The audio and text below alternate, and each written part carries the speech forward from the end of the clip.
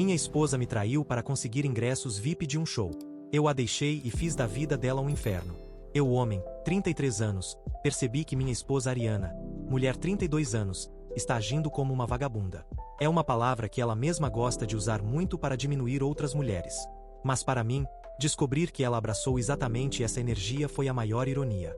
Eu costumava achar que ela era o tipo de pessoa que se comprometia de verdade com um relacionamento, dando o seu melhor. Sempre tive essa impressão dela. Mas agora percebo que a pessoa com quem vivi esse tempo todo era alguém completamente diferente por baixo de tudo. Isso dói demais e fiquei deprimido desde que descobri. Mas acho que sinto muito mais raiva do que tristeza. Essa pessoa é alguém com quem namoro desde o primeiro ano da faculdade. Eu estava estudando, e ela trabalhava em um café próximo que eu frequentava bastante. Pelo jeito que se apresentava lá, parecia uma garota simples. Não parecia do tipo que gostava de festas ou de viver no limite. E isso me atraiu, porque nunca gostei de garotas doidas que acham que beber e sair para festas é a única forma válida de se divertir. Mesmo sem ter ido para a faculdade, eu não a julgava por isso, porque ela era inteligente de qualquer forma. Eu me apaixonei forte, e hoje gostaria de nunca ter feito isso. Grande parte do relacionamento foi bom. Tivemos um período breve de dificuldades porque ela planejava se mudar para outro estado a trabalho, mas superamos isso e fiquei grato. Casamos cerca de um ano depois da minha formatura, e estávamos juntos desde então. Achei que seria para sempre, até descobrir algo recentemente que me destruiu por dentro. Não preciso nem dizer que ela me traiu, mas foi a maneira como ela fez isso que me deixou tão furioso. Na época em que nos conhecemos, ela não era muito ligada em redes sociais. Mas depois que casamos, acabou entrando em algumas plataformas. Isso nunca foi um problema para mim. Também estou no Reddit, Twitter, Instagram, entre outros. Talvez se ela já tivesse essas redes antes, eu teria percebido melhor como ela pensava. Logo percebi que ela era realmente obcecada pela Beyoncé. A música dela é boa, não me incomoda, mas não é motivo para perder a cabeça e virar um fã insano. Não consigo ser tão apaixonado por alguém que nem conheço pessoalmente.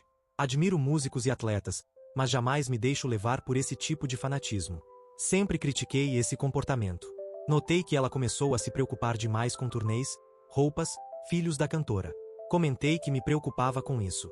Ela disse que não era nada demais, que eu não deveria levar mais a sério do que alguém que gosta de reality show. Ainda assim, aquilo foi um sinal de alerta para mim.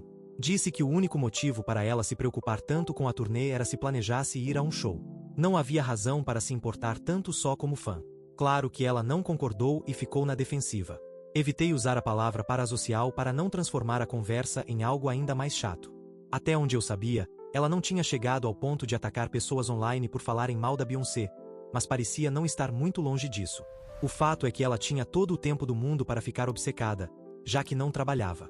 Inicialmente, foi porque tentávamos ter filhos, mas não conseguimos mesmo depois de 2 anos. Depois disso, ela disse que iria procurar um emprego, mas nunca conseguiu de fato. Então, virei o único provedor da casa. Dou o crédito de que ela mantinha a casa arrumada e cuidava de toda a comida. Tudo começou a desmoronar quando ela me disse que queria ir ao show da Beyoncé. A turnê ia passar por uma cidade próxima e ela queria muito ir. O problema é que, quando me falou, já não havia mais ingressos disponíveis.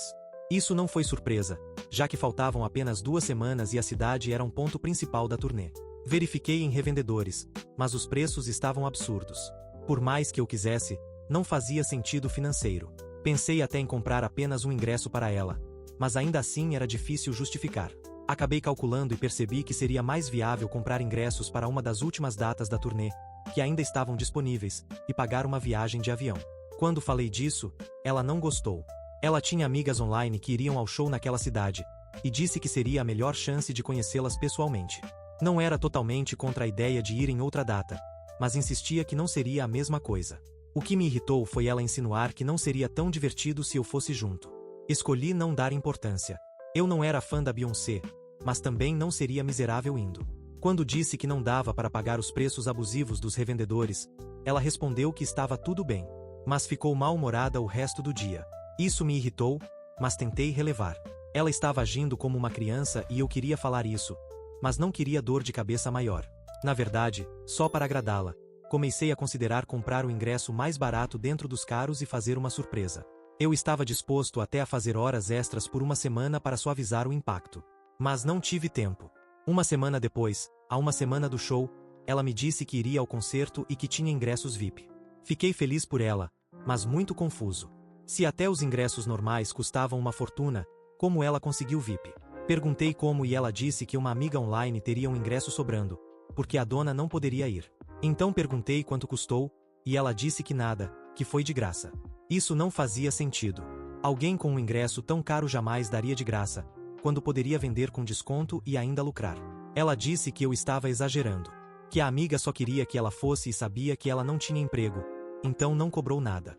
Na hora, decidi acreditar, mas dentro de mim sabia que não era verdade. Algo estava errado, e eu descobriria. Tentei olhar o celular dela, mas era difícil. Não que escondesse, mas estava sempre grudada nele, principalmente nos dias antes do show.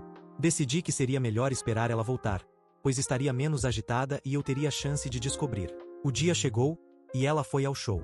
Tentei ficar feliz por ela, mas a sensação ruim não passava. Quando soube dos ingressos VIP, não queria acreditar que havia outro homem envolvido, mas passei a ter quase certeza. Quando dei a sugestão de ir junto, ela inventou desculpas uma atrás da outra para me impedir. Poderia ter insistido, mas se uma mulher tem intenção de trair, não adianta impedi-la em um evento.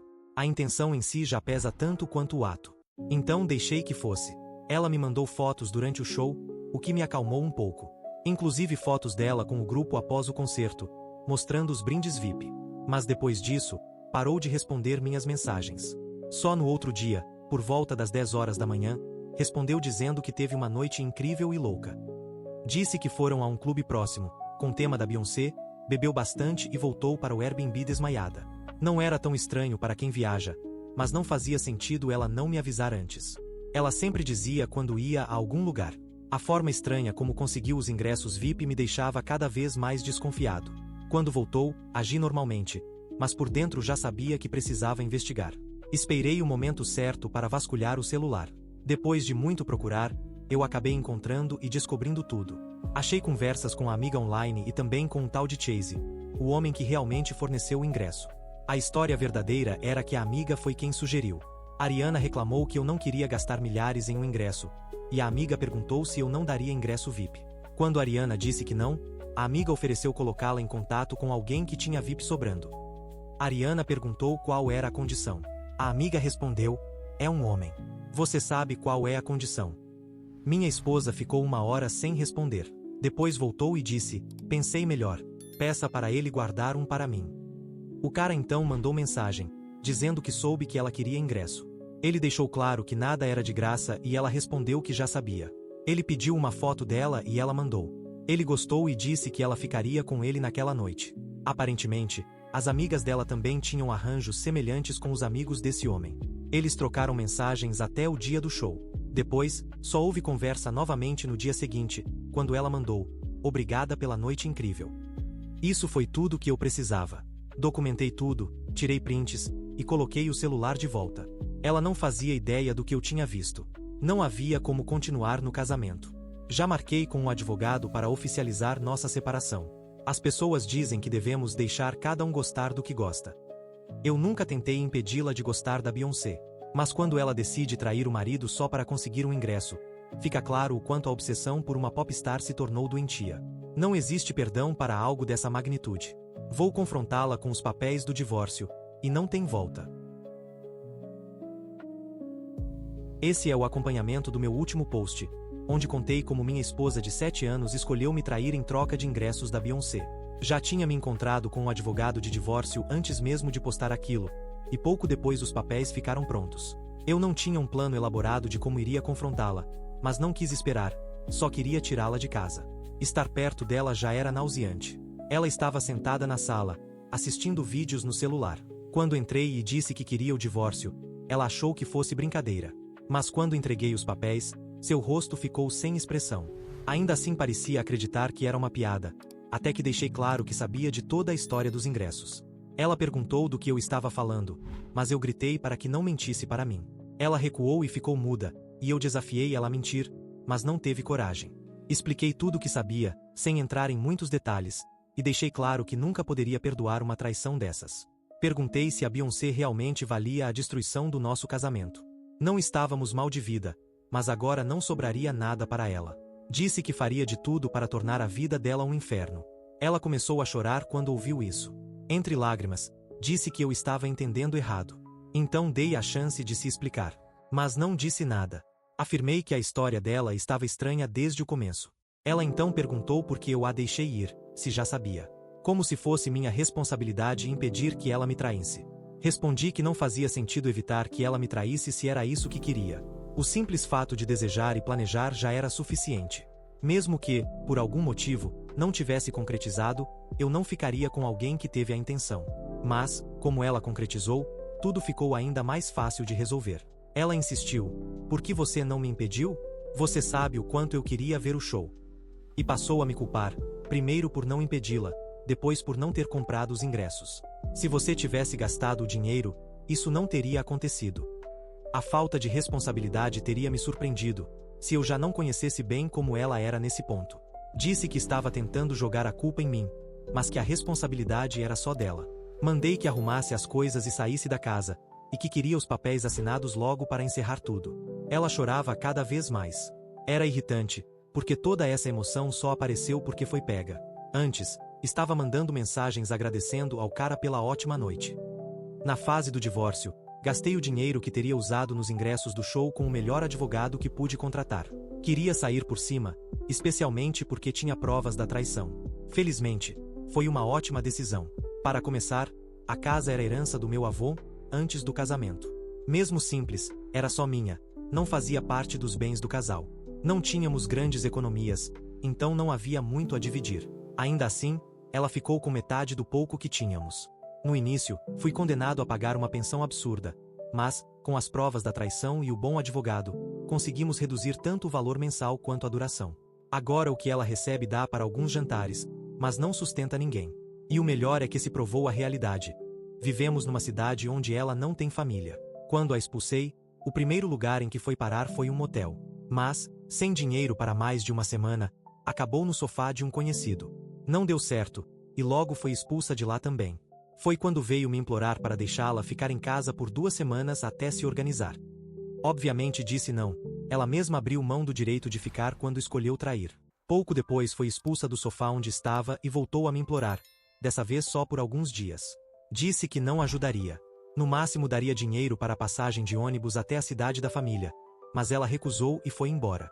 No dia seguinte voltou, tentando aceitar a oferta. Disse a ela que não estava mais em aberto, e que agora só restava esperar o pagamento da pensão. Ela chorou, tentou me fazer sentir culpa, mas fechei a porta na cara dela. Depois soube que, como eu dei a sugestão, pegou parte da pensão e viajou para morar com a família. Lá, ao menos, poderá ficar sem se preocupar com o aluguel. Mas mesmo eles vão cansar dela com o tempo. Ela não está acostumada a trabalhar, já faz tempo. Mas agora terá que encarar a realidade como todos nós. E eu fico feliz por isso não ser mais problema meu. E isso é tudo por hoje. Se gostou, deixe um like e inscreva-se para não perder nenhum vídeo novo, e assista mais clicando no vídeo que está aparecendo agora. Até a próxima. Cuidem-se.